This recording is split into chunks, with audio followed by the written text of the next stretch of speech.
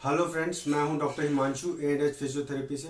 और आज हम बात करेंगे रूमेटॉइड आर्थराइटिस के बारे में, जिसको हम आम भाषा में गठिया भी कहते हैं। प्लीज़ आप ये वीडियो कम्प्लीटली एंड तक देखिएगा, क्योंकि बाद में हम आपको एक्सरसाइज डिमॉन्स्ट्रेट करके दिखाएंगे हैंड्स की, छोटे जॉइंट्स की, और जो बाकी बड़े जॉइंट्स हैं उसका जो प्रोटोकॉल होना चाहिए वो भी हम आपको एंड में बताएंगे। ये एक ऑटो इम्यून डिसऑर्डर है जो कि आपके जॉइंट्स को अफेक्ट करता है। उसके अंदर पेन, स्वेलिंग और लेटर स्टेजेस में डिफॉर्मिटी का कारण बनता है।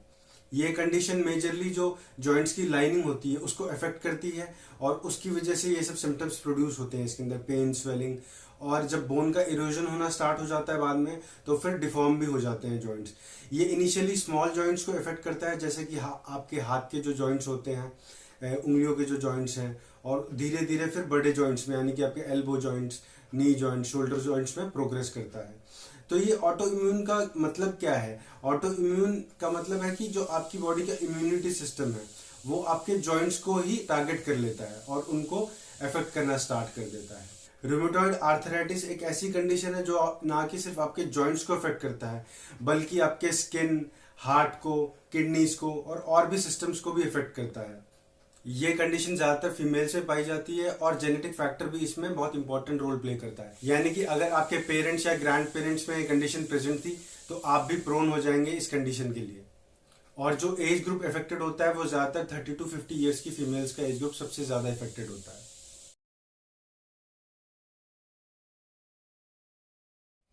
पेन, स्वेलिंग और इंक्रीज टेम्परेचर के अलावा इसका एक बहुत ही कॉमन और टिपिकल फीचर होता है मॉर्निंग स्टिफनेस, या फिर इन एक्टिविटी के बाद स्टिफनेस।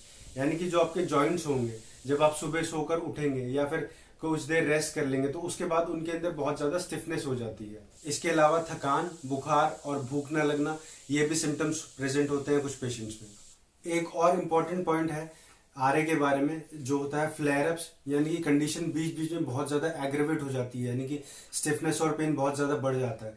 ये ज्यादातर पेशेंट्स में तब होता है जब वो ओवर एक्सर्ट कर लेते हैं अपने आप को, या फिर हाई स्ट्रेस सिचुएशन को फेस करते हैं।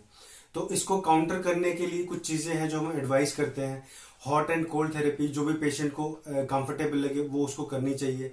अपने वार्निंग साइंस को पहचाने कि अब स्ट्रेस बढ़ गया है या कुछ ऐसे ट्रिगर्स हैं जिससे अगर उसके सिम्टम्स बढ़ते हैं तो पेशेंट को पहचानने की कोशिश करनी चाहिए। इसके अलावा रिलैक्सेशन और योगा, ये पेशेंट को हेल्प करता है अपने फ्लेयर अप्स को कंट्रोल करने के लिए। इसका जो कॉज होता है वो होता है कि आपका जो इम्यून सिस्टम है वो आपकी जॉइंट की लाइनिंग को टारगेट करना स्टार्ट कर देता है, और उसकी वजह से जब वो टारगेट करता है उसको, तो वहां पर इन्फ्लेमेशन यानी कि अंदरूनी सूजन हो जाती है। जब ये साइनोवियम को इफेक्ट करता है, उसके बाद सेकेंडली आपके लिगामेंट्स को, कार्टिलेज को भी इफेक्ट करना स्टार्ट कर देता है, और जो बोनी एंड्स होते हैं उनका इरोजन स्टार्ट हो जाता है। जब ये सारी चीजें इफेक्ट होती हैं तो लेटर स्टेजेस में जो जॉइंट्स होते हैं उनकी डिफॉर्मिटी हो जाती है, यानी कि आपकी उंगलियां टेढ़ी हो जाएंगी, आपके जो टोज होंगे वो भी टेढ़े हो जाएंगे, और सब सिम्टम्स भी बहुत ज्यादा एग्रीवेट हो जाएंगे।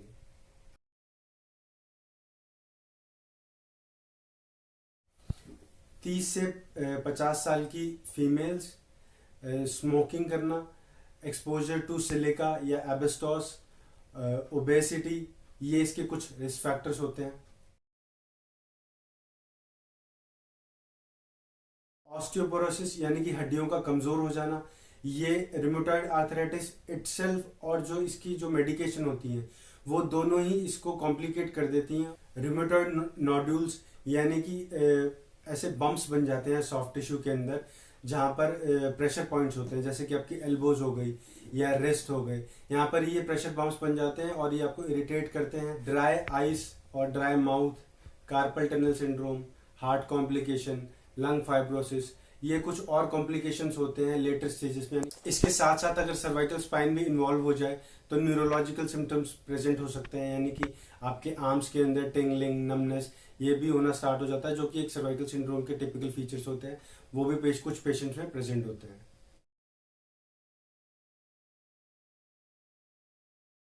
कुछ न्यूट्रिशन गाइडलाइंस भी हैं आरए के पेशेंट्स के लिए। उनको ज़्यादा नमक, ज़्यादा ऑयल और प्रोसेस फूड जो हैं उनको अवॉइड करना चाहिए, क्योंकि ये एग्रेवेट करते हैं सिम्टम्स को। और इसके साथ साथ उनको बहुत ज़्यादा शुगर और एनिमल प्रोडक्ट्स को भी अवॉइड करना चाहिए। जो चीज़ें उनको रेगुलरली लेनी चाहिए, यानी कि सप्लीमेंट्स जो होते हैं, वो विटामिन डी के, कैल्शियम के और कॉड लिवर ऑयल उनको रेगुलरली लेते रहना चाहिए अपनी डाइट के साथ साथ। इसके अलावा soybean, whole grains, tofu, fish और low fat dairy products, yogurt, ये सब चीज़ें उनको लेनी चाहिए। ये सब उनको हेल्दी रखने में हेल्प करते हैं। इसके अलावा broccoli, green tea, garlic, onion, ये भी सब कुछ चीज़ें हैं जो इम्यूनिटी को इम्प्रूव करती हैं और जॉइंट्स के जो सिम्टम्स होते हैं उनको कम करने में हेल्प करती है। फार्माकोलॉजिकल और नॉन फार्माकोलॉजिकल ट्रीटमेंट होता है इसका। नॉन फार्माकोलॉजिकल जो ट्रीटमेंट है वो बहुत प्रॉपर्ली डॉक्यूमेंटेड है, यानी कि फिजियोथेरेपी और एक्सरसाइजेस एक बहुत इंपॉर्टेंट रोल प्ले करते हैं आरए के पेशेंट्स में। नॉन फार्माकोलॉजिकल ट्रीटमेंट के 3 कंपोनेंट्स होते हैं। सबसे पहला होता है पेन मैनेजमेंट, उसके लिए हॉट फर्मेंटेशन, टेंस हम यूज़ करते हैं। और दूसरा कंपोनेंट जो होता है वो होता है एक्सरसाइज थेरेपी। इसके अंदर आप strengthening exercises, range of motion exercises, endurance exercises, aerobic conditioning, इसके अलावा लेटर स्टेजेस में फॉल प्रिवेंशन, क्योंकि बड़े जॉइंट्स इन्वॉल्व हो जाते हैं, और बैलेंस ट्रेनिंग। जो तीसरा कंपोनेंट होता है वो होता है स्प्लिंटिंग और असिस्टिव डिवाइसेस। अगर डिफॉर्म हो गए हैं जॉइंट्स तो उनके लिए हम स्प्लिंटिंग प्रोवाइड करते हैं पेशेंट्स को। जैसे कि अगर उंगलियां टेढ़ी होने लग गई हैं, टोस टेढ़े होने लग गए हैं, तो उनके लिए स्प्लिंटिंग डिवाइसेस यूज करके उनको प्रिवेंट किया जा सकता है डिफॉर्मिटी को। इसके अलावा अगर आपके नी जॉइंट में आरए प्रोग्रेस कर गया है तो आपको बैलिस्टिक मूवमेंट्स, यानी कि बहुत सडन जर्की मूवमेंट्स अवॉइड करने चाहिए, स्टेयर क्लाइंबिंग अवॉइड करनी चाहिए, और आपको अपनी ओबेसिटी को कंट्रोल करना चाहिए। एक्सरसाइज थेरेपी के 5 कंपोनेंट्स होते हैं, जिसमें कि जो पहली एक्सरसाइजेस होती हैं वो होती हैं आइसोमेट्रिक्स। एक्यूट फेज में 5 से 6 सेकेंड होल्ड्स और 5 to 10 रेपिटेशंस आपको करने चाहिए, और क्रॉनिक स्टेज में 8 से 10 रेपिटेशन और 10-10 सेकेंड्स होल्ड हर मेजर जॉइंट के और छोटे जॉइंट्स के आपको करने चाहिए।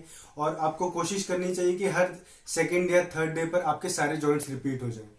दूसरा कंपोनेंट होता है स्ट्रेचिंग एक्सरसाइजेस, लेकिन ये आपको एक्यूट स्टेज में कंप्लीटली अवॉइड करनी चाहिए, क्योंकि ये सिम्टम्स को एग्रेवेट कर सकते हैं। जब आपकी क्रॉनिक हो जाए कंडीशन, तब आपको स्ट्रेचिंग एक्सरसाइजेस एडवाइज्ड है, और आपको बहुत ज़्यादा स्ट्रेच नहीं करना चाहिए, बहुत माइल्ड स्ट्रेचिंग एक्सरसाइजेस करनी चाहिए, नहीं तो आपके सिम्टम्स बढ़ सकते हैं।